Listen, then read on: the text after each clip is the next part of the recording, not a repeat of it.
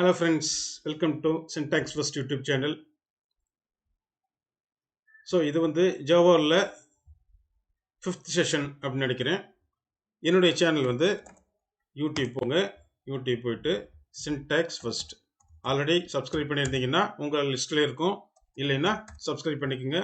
Syntax First அப்படின்னு போனீங்கன்னா நம்ம வந்து ஃபஸ்ட் இருக்கோம், நம்ம வீடியோஸ்லாம் ஃபுல்லாகவே காமிக்கும் இனிஷியலாக. ஓகேவா? ஸோ இது உள்ளே போனீங்கன்னா இந்த வீடியோஸில் எவ்வளோ வீடியோஸ் போட்டிருக்க மாதிரி ஒவ்வொன்றும் பிஹெச்பி ஜாவா வெப் டெவலப்மெண்ட் ரிலேட்டடான டுட்டோரியல்ஸ் வீடியோஸ் போட்டிருக்கேன்.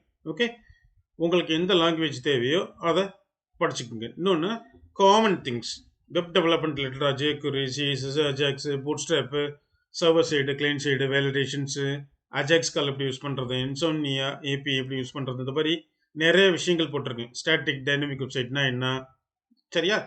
அது மாதிரி மைஎஸ்கியூஎல் கோரிஸு, சிம்பிள், காம்ப்ளெக்ஸ் எல்லா கோரிஸும் போட்டிருக்கேன். ஓகே, என்னுடைய சேனல் உள்ளே போய் நிறைய வீடியோஸ் இருக்குது, பாருங்கள், பார்த்து லேர்ன் பண்ணிக்கோங்க. ஓகே, சரி. இப்போ இன்றைக்கி நம்ம பார்க்க போகிறது வந்து Java data structures, array list, linked list. நம்ம அடிக்கடி யூஸ் பண்ணுறது அரே லிஸ்ட், சரியா? இந்த அரே லிஸ்ட்டு எப்போ யூஸ் பண்ணணும், லிங்க்டு லிஸ்ட்டு எப்போ யூஸ் பண்ணணும், எல்லா டேட்டா ஸ்ட்ரக்சரும் ஒரே செஷனில் எடுக்காமல் இன்னைக்கு இது ரெண்டு மட்டும், அரே லிஸ்ட்னா என்ன, லிங்க்டு லிஸ்ட்னா என்ன அப்படின்னு பார்க்க போகிறோம், சரியா? ஓகே, ஃபர்ஸ்ட் ஆஃப் ஆல் கண்டிப்பாக எல்லாரும் சப்ஸ்கிரைப் பண்ணியிருப்பீங்கன்னு நினைக்கிறேன். பண்ணலைன்னா ஒரு 5 செகண்ட்ஸ் வெயிட் பண்ணுறேன், பண்ணிடுறீங்களா ப்ளீஸ்? ஓகே, கீழே சப்ஸ்கிரைப்னு ஒரு பட்டன் இருக்கும், அதை கிளிக் பண்ணிங்கன்னா சப்ஸ்கிரைப் ஆகிரும். நான் போடுற ஒவ்வொரு வீடியோஸும் உடனே உங்களுக்கு நோட்டிஃபிகேஷன் கொடுக்கும், உங்களுக்கு லேர்னிங்க்கு ஈஸியாக இருக்கும், சரியா? ஒவ்வொரு முறையும் நீங்கள் வந்து சர்ச் பண்ண தேவையில்லை இந்த கண்டென்ட் இருக்கா இல்லையான்னு. உங்களுக்கு தேவையான கண்டென்ட்டை நோட்டிஃபிகேஷனில் ஈஸியாக நீங்கள் கேப்சர் பண்ணி லேர்ன் பண்ணுறதுக்கு ஈஸியாக இருக்கும். அதனால தான் சொல்கிறேன், சப்ஸ்கிரைப் பண்ணிடுங்க. உங்களுடைய ஒவ்வொரு சப்ஸ்கிரிப்ஷனும் எனக்கு ஒரு ஸ்மைல் கொடுக்கும். Okay, thank you. சப்ஸ்கிரைப் பண்ணியிருப்பீங்க நம்புகிறேன். இப்போ நம்ம டாபிக் போகலாமா? Okay, introduction. இப்போது டேட்டா ஸ்ட்ரக்சர் அப்படிங்கிறது எல்லா ப்ரோக்ராமிங் லாங்குவேஜ்லேயும் ஒரு பேசிக் திங். அது என்ன டேட்டா ஸ்ட்ரக்சர் அப்படின்னா, என்ன ப்ரோக்ராமிங் லாங்குவேஜாக இருந்தாலும் ஒரு டேட்டா மேனிப்புலேஷன் பண்ணுறது டெக்னாலஜி எவ்வளோ ஃபாஸ்ட்டாக இருக்கோ அதுக்கேற்ற மாதிரி நம்ம யூஸ் பண்ணுற அந்த டேட்டா ஸ்ட்ரக்சர் தான் ஒரு வெப்சைட்லேயோ இல்லை ஒரு சாஃப்ட்வேர்லையோ ஸ்பீடு அண்ட் பெர்ஃபார்மன்ஸை கொடுக்குது. ஓகேவா? எந்த டேட்டா ஸ்ட்ரக்சர் எப்போ யூஸ் பண்ணணும் அப்படிங்கிறத நம்ம தெரிஞ்சால் மட்டும்தான் அதை அந்த இடத்துல இம்ப்ளிமெண்ட் பண்ண முடியும். அப்படி பண்ணாதான் ஒரு சாஃப்ட்வேருக்கு பெர்ஃபார்மன்ஸ் அண்ட் ஸ்டாண்டர்டைசேஷன் கிடைக்கும், சரியா? ஓகே, அது மாதிரி இப்போ ஜாவாவில் நிறைய டேட்டா ஸ்ட்ரக்சர் இருக்குது, பார்த்துருப்பீங்க. Array list, linked list, stack queue, hashed, hash map, tree set, tree map, priority queue, இந்த மாதிரி நிறைய விஷயங்கள் இருக்குது. டேட்டா ஸ்ட்ரக்சரை பொறுத்தளவில் கம்பேர் பண்ண வேண்டிய அவசியம் இல்லை. லிங்க்டு லிஸ்ட் பெருசா அரே லிஸ்ட் பெருசா அப்படிங்கிற வாதம் கிடையாது. டேட்டா ஸ்ட்ரக்சர் எல்லாமே ஒவ்வொரு டேட்டா ஸ்ட்ரக்சரும் ஒரு யூனிக் ஃபியூச்சர்ஸ் இருக்குது, அதனால் ஒன்னோட கம்பேர் பண்ண முடியாது, சரியா? ஓகே, ஸோ இன்னைக்கு நம்ம பார்க்க போகிறது வந்து array list and linked list மட்டும், ரொம்ப கன்ஃபியூஸ் பண்ணக்கூடாது அப்படிங்கிறக்காண்டி, சரியா? சரி, அரே லிஸ்ட் அப்படின்னா என்ன? Dynamic array. அரேன்னா உங்களுக்கு தெரியும், ஃபிக்ஸட் சைஸ் கொடுத்துருப்போம், அரே ஆஃப் 10, அந்த லென்த்து 10 தான், 10 தாண்டி எக்ஸிடாக நம்ம ஸ்டோர் பண்ணவே முடியாது. இதுதான் அரே மேனிப்புலேஷன். இதுலேயும் பர்பஸ் இருக்குது, அரேயும் பர்பஸ். ஏன்? ஃபிக்ஸட் சைஸ் தெரிஞ்சு போச்சு. ஸோ நம்ம ஒரு அரே கிரியேட் பண்ணி அதை டைனமிக்காக ரன் டைமில் கொண்டு வரும்போது மெமரி அலோகேஷன் ரொம்ப ஈஸி. 10னா 10க்கு மட்டும் மெமரி அலோகேட் பண்ணால் போதும், சரியா? அது 10 விட கூடுமோ அப்படின்னு அரே லிஸ்ட் யூஸ் பண்ணும்போது ஃபிக்ஸட் சைஸ் இல்லாதனால ஒரு குத்து மதிப்பா நம்ம அலோகேட் பண்ணுறோம், கூட குறை. அப்போ மெமரி வேஸ்ட் தானே. சப்போஸ் நம்ம யூஸ் பண்ணலைன்னு வச்சுக்கோங்க, வேஸ்ட் தானே. ஸோ இதுக்கும் என்ன டிஃப்ரெண்ட் அப்படின்னு பார்க்கும்போது, இது உங்களுக்கு தேவை ஃபிக்ஸட் சைஸ் தான் இருக்கும், எனக்கு இது போதும். Array list resizable array. Sometimes இது வந்து 150 டேட்டா கூட வரும், இல்லை சம்டைம்ஸ் 75 கூட வரும். அப்படியா? அப்போது மேக்ஸிமமாக 150 ஃபிக்ஸ் பண்ணிக்கலாம். அப்போது அதுக்கேற்ற மாதிரி என்ன பண்ணிக்கிறோம், மெமரி அலோகேட் ஆகும், சரியா? இது வந்து யூட்டிலிட்டி பேக்கேஜ், ஜாவாவுடைய யூட்டிலிட்டி பேக்கேஜில் இருக்குது. எதுக்கு இதை சொல்ல வரேன்னா, எங்கேயாவது உங்கள் ப்ரோக்ராமிங்கில் அரே லிஸ்ட் யூஸ் பண்ணீங்கன்னா அங்கே java.util.star அப்படின்னு இம்போர்ட் பண்ணிக்கணும். அதுக்காண்டி சொல்கிறேன். ஓகே, சரி சரி. அடுத்து difference between a built-in array and array list in Java என்னன்னா the size of an array cannot be modified. If you want to add or remove elements, அரேயில் ஒரு எலிமெண்ட்ஸை ஆட் பண்ணணும், இல்லை பல ஏற்கனவே எக்ஸிஸ்டிங் எலிமெண்ட்ஸை ரிமூவ் பண்ணணும் அப்படின்னா நீங்கள் புதுசாக தான் க்ரியேட் பண்ணணும். ஏன் 10 தான் வச்சுருக்கீங்க, 10ல் போய் எதையும் ரிமூவ் பண்ணால் அதை புதுசாக ஒரு அரேயை க்ரியேட் பண்ணி அதில் போய் காப்பி தான் பண்ணணும். சரியா? இந்த மாதிரி சில கன்ஸ்ட்ரெயின்ட்ஸ் இருக்குது நார்மல் அரேயில். அடுத்து array list is fast for random access. Random ஆக்சஸ்னால் என்ன அப்படின்னா ஒரு பொருளை தேடுறோம், ஒரு விஷயத்தை தேடுறோம். எங்கே தேடுறோம் அப்படின்னா ஒரு டேட்டா பேஸ்லேருந்து வேர்ஸ்ட் கண்டென்ட் வந்திருக்கு, அதில் ஒரு பர்டிகுலர் டேட்டாவை தேடுறோம். அப்போ வரிசையாக தேடிக்கிட்டு இருந்தோம்னா வேலைக்கு ஆகுது. ரேண்டம் ஆக்சஸ்ங்கிறது டைனமிக்காக எங்கே எப்போ எங்கே எந்த இடத்துல வேணாலும் டைரெக்டாக சர்ச் பண்ணலாம். சீக்வன்ஸாக இல்லாமல் ரேண்டமாக எந்த இடத்துல உங்களுக்கு டேட்டா இருக்குன்னு நினைக்கிறோமோ அங்கே போய் ஆக்சஸ் பண்ணி பார்க்குறது தான் இந்த ரேண்டம் ஆக்சஸ். சரியா? ஓகே, இந்த ரேண்டம் ஆக்சஸ் தான் இதனுடைய மெயின் பர்பஸ் அரே லிஸ்டினுடைய இது. சரியா? சரி, இது எப்போ யூஸ் பண்ணுவோம் அப்படின்னு பார்ப்போம். அரே லிஸ்ட்டு ரொம்ப ஃபாஸ்ட்டாக இருக்கும். ஏன் அப்படின்னா வெரைட்டி ஆஃப் டேட்டாஸை நம்ம டேட்டா பேஸ்லேருந்து மேனிபுலேட் பண்ணி ப்ரோக்ராமிங் கொண்டு வரோம். அந்த பேஜை லோட் ஆகிட்டே இருக்கு. அப்போது அதில் ஒரு சின்ன விஷயங்கிறத நம்ம சர்ச் பண்ணும்போது இன்னும் லோட் ஆகும்.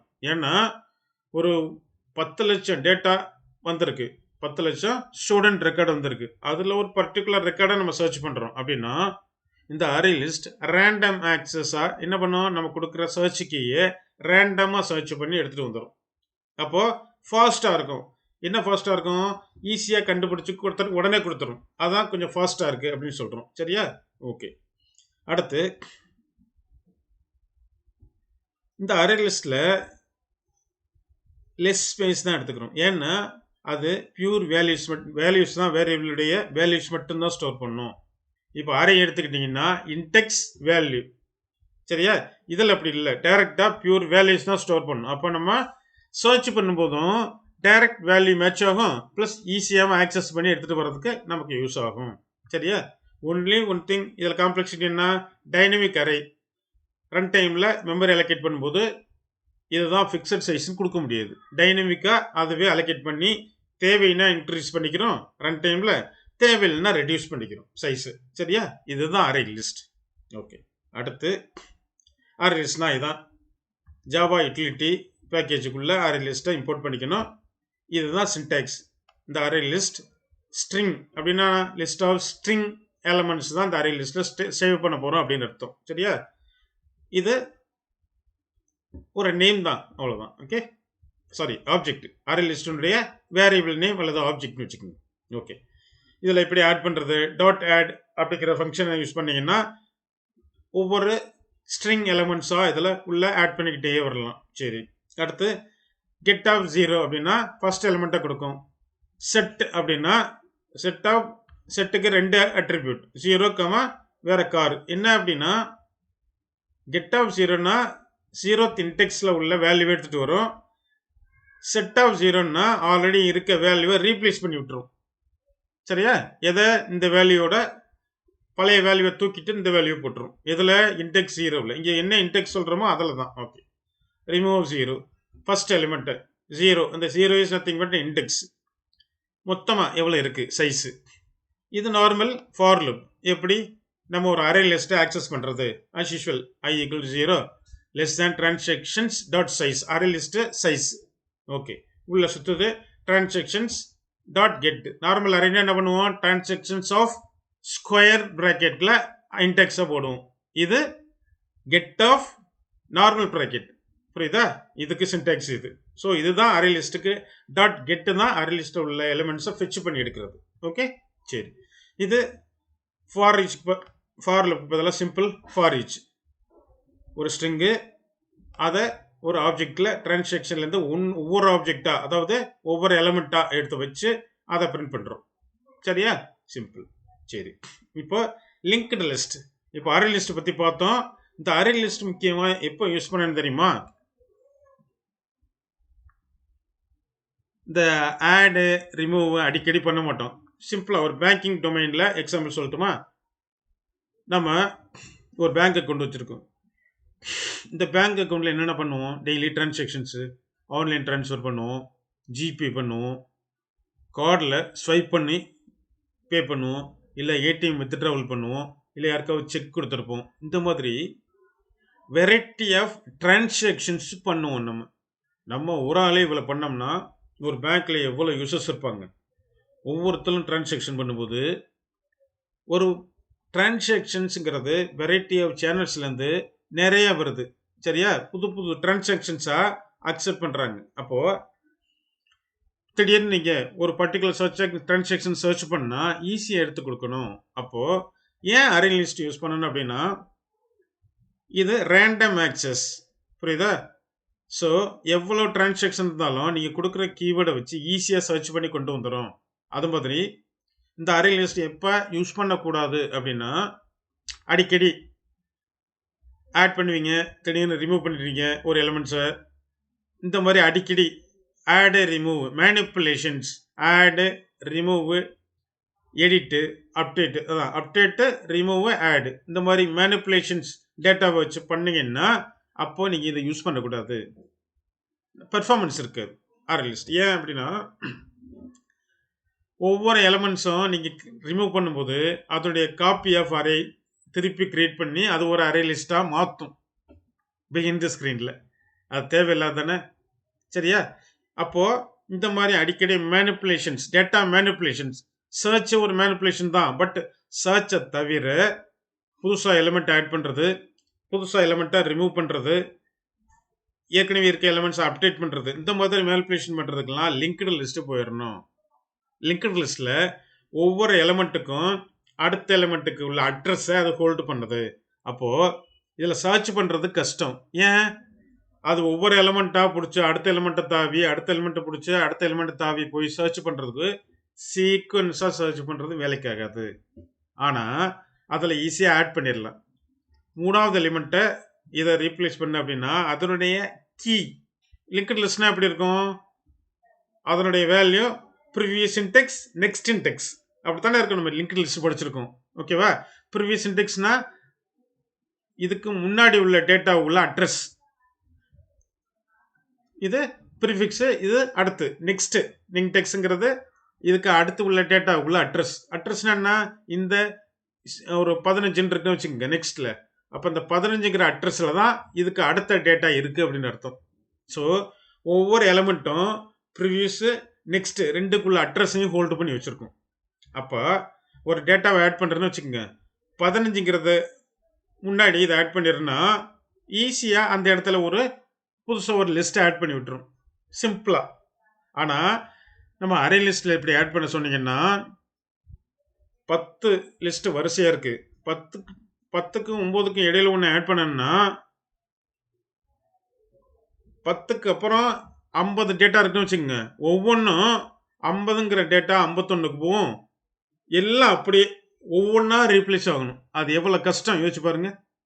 சொல்கிறது புரியுதா? 10 டேட்டா இருக்குன்னு வச்சுக்கோங்க. 4வது டேட்டாவுக்கும் 5வது டேட்டாவுக்கும் இடையில ஒரு டேட்டா ஆட் பண்ணணும்னு நான் நினைக்கிறேன். அப்போ என்ன ஆகும் அரே லிஸ்ட்லனா சிம்பிளாக அப்படி போய் ஆட் ஆகாது. இந்த 4வது டேட்டா வரைக்கும் இருக்கும். இந்த 10வது டேட்டா 11 புதுசாக ஒன்று இண்டெக்ஸு உருவாகும். அப்போ இந்த 10வது டேட்டா 11க்கு போகும், 9வது டேட்டா 10க்கு வரும். இப்படி ஒவ்வொன்றா. அப்போ இந்த 5வது டேட்டா எம்டி ஆயிரும். அதில் போய் நம்ம சொல்கிற எலிமெண்ட்டை ஆட் ஆகும். இப்போ இப்படி ஒவ்வொன்றா ஆட் ஆகிறதுக்கும் ஒவ்வொன்றும் மெமரி ரீப்ளேஸ் ஆகிட்டு இருந்துச்சுன்னா எவ்வளோ பெர்ஃபார்மன்ஸ் அடி வாங்கும். ஆட் ரிமூவ் அரே லிஸ்ட்டில் பண்ணோம்னா அதுக்கு தான் வேணான்னு சொல்கிறேன். இது நார்மல் 10 டேட்டாவுக்கு எப்படி ரீப்ளேஸ் ஆகிருந்துச்சுன்னா 1000 டிரான்சாக்ஷன்ஸு 10 லட்சம் டேட்டா இருக்குது, பாசிபிளா பெர்ஃபார்மன்ஸே போயிடும், யூஸ் பண்ணக்கூடாது. இந்த மாதிரி பர்பஸ். அப்போ லிங்க்டு லிஸ்ட்டில் 10வதுக்கு முன்னாடி ஆட் பண்ணனா ஜஸ்ட் என்ன பண்ணோம், இந்த 10வது டேட்டாவை ஆட் பண்ணிவிட்டு ப்ரீவியஸ் நெக்ஸ்ட் இண்டெக்ஸை மட்டும் ரீப்ளேஸ் பண்ணிட்டு போயிட்டே இருக்கும். அவ்வளோதான். கரெக்டாக? வேறு எதில் அதுதான் இருக்கும். ஒரு செயின் இருக்குது, செயினில் லைட்டாக இப்படி அத்துட்டு புதுசாக ஒரு ஒரு சின்ன ஏரியாவை சேர்த்தா எப்படி இருக்கும் அதுதான் லிங்க்டு லிஸ்ட். ஸோ இதில் ஆட் பண்ணுறது, ரிமூவ் பண்ணுறது, பழசு அப்டேட் பண்ணுறது ரொம்ப ஈஸி. இது லிங்க்டு லிஸ்ட். சரியா? சர்ச் ஏன் பயன்படுத்த முடியாதுன்னு சொல்கிறேன். ஒவ்வொரு இன்டெக்ஸாக கண்டுபிடிச்சி அடுத்ததை கண்டுபிடிச்சி சீரியலாக போய் தேடினா என்னைக்கு தேடுறது? 10 லட்சம் டேட்டா இருக்குது. 10 லட்சம் டேட்டாவில் கடைசி டேட்டாவில் நீங்கள் சர்ச் பண்ணுறது இருக்குன்னா ஒவ்வொன்றா இது செக் பண்ணிட்டு போய் எப்போ கண்டுபிடிக்கிறது? பாசிபிள் இல்லை. ஸோ ஒவ்வொன்றும் ஒவ்வொரு பர்பஸ்க்கு. சரியா? அடிக்கடி சர்ச் மட்டும்தான் யூஸ் பண்ணுவேன்னா அரே லிஸ்ட் போயிருங்க. டேட்டா மேனிபுலேஷன் தான் நிறைய பண்ணுவேன், சர்ச் தான் மினிமல் அப்படின்னா லிங்க்டு லிஸ்ட் யூஸ் பண்ணுங்க. அவ்வளோதான். உங்கள் ரெக்குயர்மெண்ட்டுக்கு ஏற்ற மாதிரி இதை சூஸ் பண்ணிக்கோங்க. சரியா? இதுவும் அதே தான். எப்படி ஆட் பண்ணுறது, ரிமூவ் பண்ணுறது எல்லாமே லிங்க்டு லிஸ்ட்டு, இது எல்லாமே சேம் தான். இந்த கெட்டு, இந்த டிரான்சாக்ஷன் ஐட்ரேட் பண்ணுறது, இது எல்லாமே ஆடு, ரிமூவு எல்லாமே சேமாக தான் இருக்கும். பாருங்க, array list perfect for storing and accessing data. Accessing is nothing but search. ஒரு டேட்டாவை டக்குன்னு எடுத்துட்டு வர்றதுக்கு. linked list perfect for data manipulation. Add, remove, update. சிம்பிளாக சொல்லிட்டு பாருங்க. இதை மட்டும் ஞாபகம் வச்சுக்கோங்க. ஸோ உங்களுக்கு என்ன ரெக்யர்மெண்ட் வருதோ அதை பேஸ் பண்ணி லிங்க்டு லிஸ்டா அரே லிஸ்டா எது யூஸ் பண்ணணும் அப்படின்னு முடிவு பண்ணிக்கோங்க. இப்போ கூட கம்பேர் பண்ணுறது அதனுடைய ஸ்பெசிஃபிக் ஃபியூச்சர்ஸ் பேஸஸ் தான் கம்பேர் பண்ணுற வழியே இது வேஸ்ட்டு, இதை தான் யூஸ் பண்ணணும்னு சொல்ல வரல. இது வேணும்னா லிங்க்டு லிஸ்ட், அது வேணும்னா அரே லிஸ்ட், அவ்வளோதான். சரியா? ஓகே. ஸோ கீ ஃபியூச்சர்ஸ் பார்த்தோம், அட்வான்டேஜஸ் டிஸ்அட்வான்டேஜஸ் பார்த்துட்டோம் ரெண்டுக்குமே. இப்போ உங்களுக்கு ரொம்ப கிளியராக புரிஞ்சிருக்கும். ஓகே, இப்போ உங்களுக்கு கிளியர் ஐடியா கிடைச்சிருக்கும் எப்போ எதை யூஸ் பண்ணணும். ஓகே, இதுக்கு அடுத்துனா நெக்ஸ்ட் டேட்டா ஸ்ட்ரக்சரு என்னென்ன இருக்கோ ஒவ்வொன்றா நான் உங்களுக்கு சொல்லிக் கொடுக்குறேன். ஓகேவா? கண்டிப்பாக சப்ஸ்கிரைப் பண்ணிப்பீங்க நம்புகிறேன். சப்ஸ்கிரைப் பண்ணலைன்னா ஒரு தடவை சப்ஸ்கிரைப் பண்ணிக்கோங்க. எனி டவுட்ஸ் எனக்கு இமெயில் பண்ணுங்கள், இல்லையா கமெண்ட்டில் போஸ்ட் பண்ணுங்கள். சரியா? நான் உங்களுக்கு கிளாரிஃபை பண்ணுறேன். Thank you very much. இந்த டுட்டோரியல் கண்டிப்பாக உங்களுக்கு ரொம்ப யூஸ்ஃபுல்லாக இருக்கும். சிச்சுவேஷனுக்கு ஏற்ற மாதிரி பயன்படுத்த கற்றுக்குங்க. இதெல்லாம் ஒரு take in note. Data structures ரொம்ப கண்டிப்பாக தெரிஞ்சிருக்கும். அதனால டேக் இன் நோட் ஒரு நோட்டில் எழுதி வச்சுருங்க. சரியா? இல்லை ஒரு நோட் பேட் போட்டு எழுதி வச்சுருங்க. பர்பஸ் அப்படின்னு போட்டு. அப்போ தான் அடுத்து நீங்கள் உண்மையிலே ப்ரோக்ராமிங் ஃபீல்டில் இன்வால்வ் ஆகும்போது இது அடிக்கடி சர்ச் உள்ள ஒரு ரெக்குயர்மெண்ட்டு சர்ச் பண்ணி பார்த்தீங்கன்னா ஓகே இந்த டேட்டா ஸ்ட்ரக்சர் யூஸ் பண்ணால் பர்ஃபெக்டாக இருக்கும் அப்படின்னு உங்களுக்கு ஐடென்டிஃபை பண்ணுறது. அதுக்கப்புறம் நீங்கள் ஃபீல்டுக்குள்ளே போயிட்டு யூஸ் பண்ண உங்களுக்கே மறக்காமல் இருக்கும். சரியா? தேங்க்யூ வெரி மச் ஃபார் வாட்சிங். நெக்ஸ்ட் வீடியோவில் உங்களை மீட் பண்ணுறேன்.